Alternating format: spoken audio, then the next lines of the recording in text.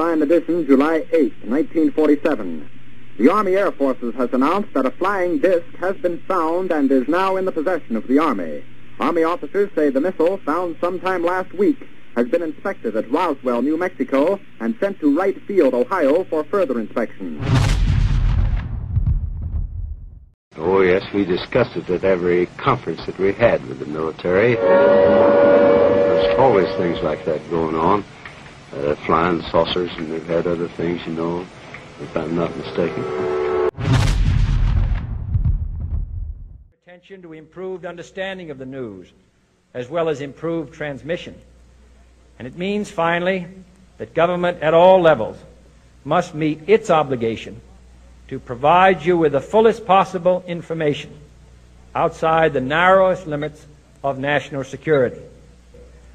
And so it is to the printing press, to the recorder of man's deeds, the keeper of his conscience, the courier of his news, that we look for strength and assistance, confident that with your help, man will be what he was born to be, free and independent.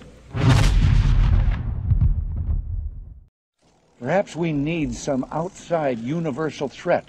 I occasionally think how quickly our differences worldwide would vanish if we were facing an alien threat from outside this world. And yet, I ask you, is not an alien force already among us? What could be more alien to the universal aspirations of our peoples than war?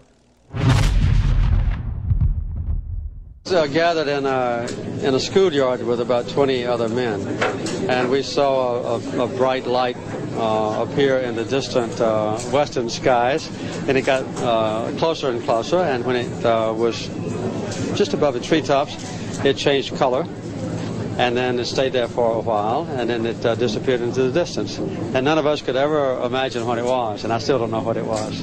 In 76, you said you'd try and release all information to the public and to scientists about other UFO sightings. Yes. Do you think you achieved that? I'm not sure, but we did release a lot of the information, but I don't know how much was not released.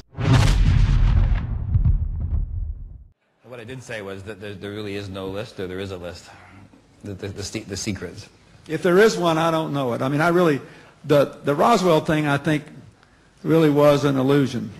I don't think it happened. I mean, I think there are rational explanations that I have succeeded, and I did attempt to find out if there were any secret government documents that reveal things, and if there were, they were concealed from me too. I wouldn't be the first president that underlings have lied to, or that career bureaucrats have waited out. But there may be some career person sitting around somewhere hiding these dark secrets, even from elected presidents. But if so, they successfully eluded me, and I'm almost embarrassed to tell you I did try to find out.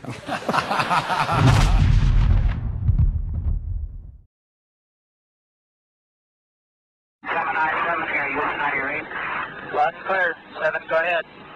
I'll call you at 10 o'clock high. This is Houston. Say again, 7. I'll call you at 10 o'clock high.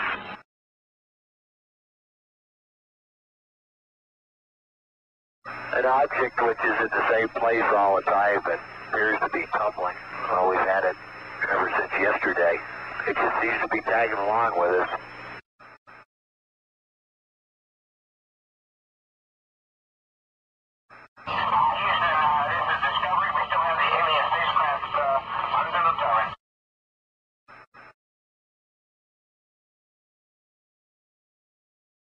October 21st, 1995. We have an unidentified flying object.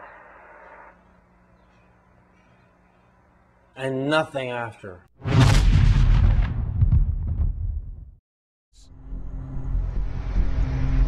you have any idea where the N4P is with respect to us? Stand by. There was something out there that was close enough to be observed, and what could it be? Mike decided he thought he could see it in the telescope, and he was able to do that. And when it was in one position, that it had a series of ellipses. But when you made it real sharp, it was sort of L-shaped. that didn't tell us very much. Now, obviously, the three of us were not going to blurt out, "Hey, Houston, we got something moving alongside of us, and we don't know what it is. You know, can you tell us what it is?" We weren't about to do that, because we know that those transmissions would be heard by all sorts of people, and who knows what somebody would have demanded that we turn back because of aliens or whatever the reason is. So we didn't do that, but we did decide we just cautiously ask Houston, how far away was the S4B?